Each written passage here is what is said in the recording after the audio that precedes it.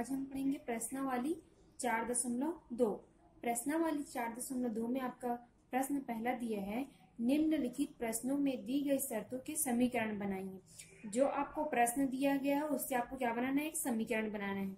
तो पहला क्वेश्चन दिया है, किसी संख्या के 2/3 भाग का मान 24 है। तो इसको हमें क्या करना है, समीकरण के रूप में हमें बनाना है। तो कैसे बनाते हैं, चलिए देखते हैं।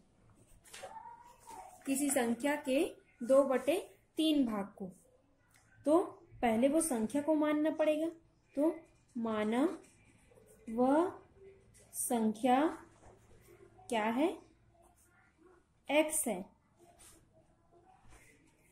तो प्रश्नानुसार क्या बोला है, तो लिखेंगे हम प्रश्नानुसार।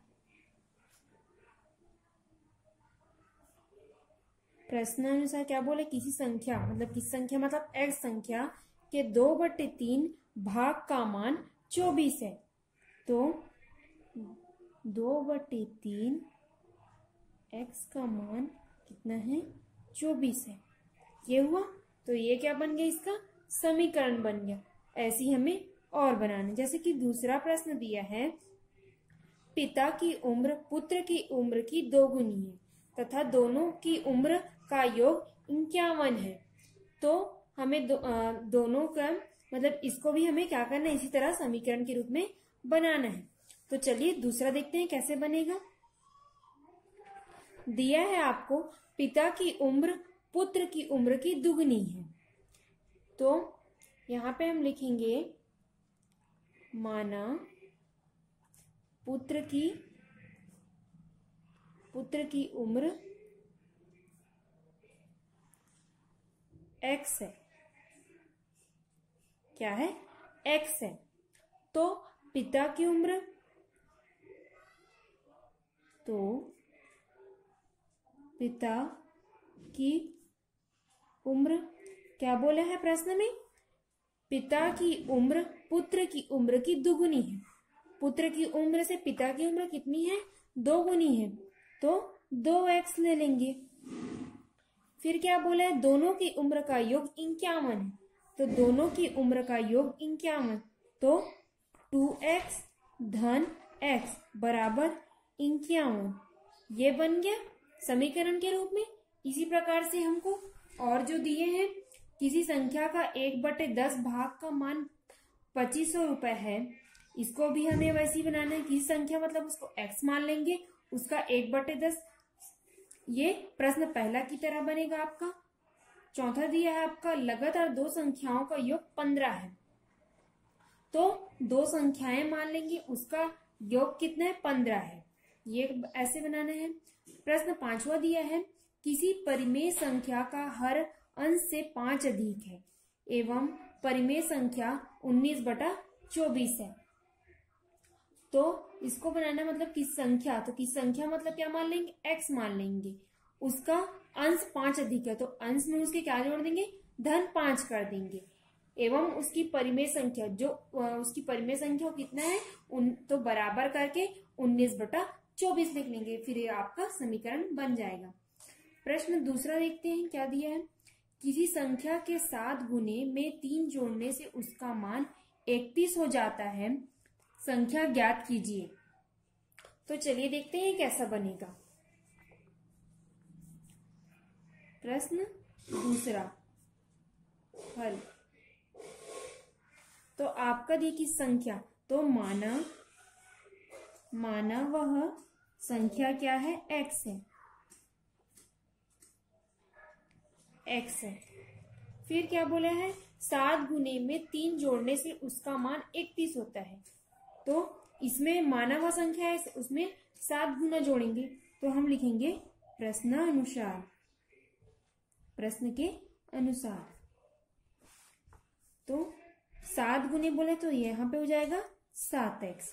उसमें क्या बोला है, 3 जोड़ने से उसका मान, उसमें क्या जोड़ने बोला, 3, उसका मान कितना हो जाता है, 31। तो फिर इसको हम हल करते हैं। यहाँ पे रहेगा 7x बराबर 31। ये धन में जो इधर आके पक्षांतर करेंगे ऋण में आ जाएगा। 7x बराबर 31 में से 31 में से 3 को घटाएंगे कितना आएगा 28। x बराबर 28/7। तो 7 एकम 7, 7 दूनी 14, 7 21, 7 चौक 28, तो 7 चौक 28। तो x का मान कितना है 4 है। तो ये है आपका उत्तर।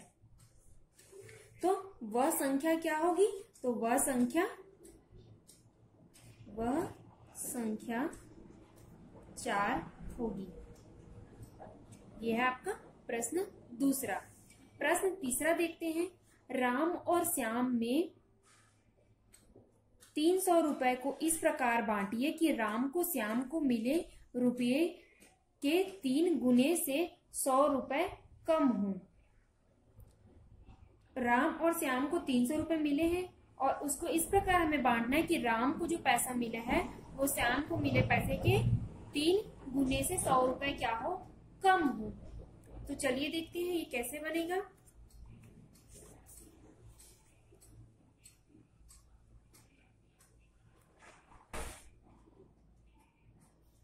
पहले हम लिखेंगे माना श्याम को x रुपए मिले और उसमें क्या बोला है राम को श्याम को मिले रुपए से 3 गुने से 100 रुपए कम। राम को तो हम क्या जो मिले पैसे उसको 3x कर लेंगे, 3 गुने कम बोला है तो 3x 100 रुपए कम करने बोला है तो 100 रुपए कम कर देंगे। तो प्रश्नानुसार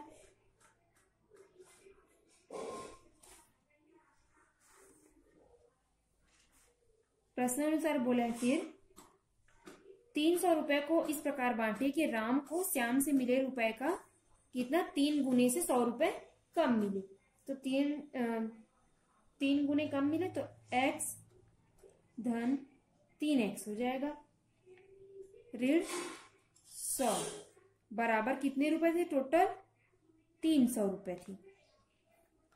तो x और x कितने हो जाएंगे 4x ऋण 100 बराबर 300।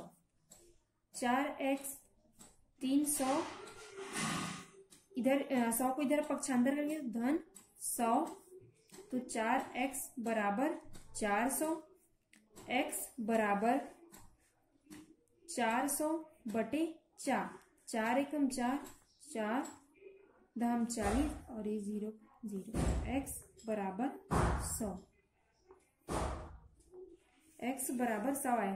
तो माना जो श्याम को कितने रुपए मिले हैं 100 रुपए मिले हैं। श्याम को 100 रुपए मिले हैं अतः राम को मिले रुपए तो 3x ऋण 100 तो 3 गुणा 100 ऋण 100 300 ऋण 100 बराबर 200। 200 रुपए किसको मिले राम को मिले और 100 रुपए किसको मिले श्याम को मिले। यह आपका प्रश्न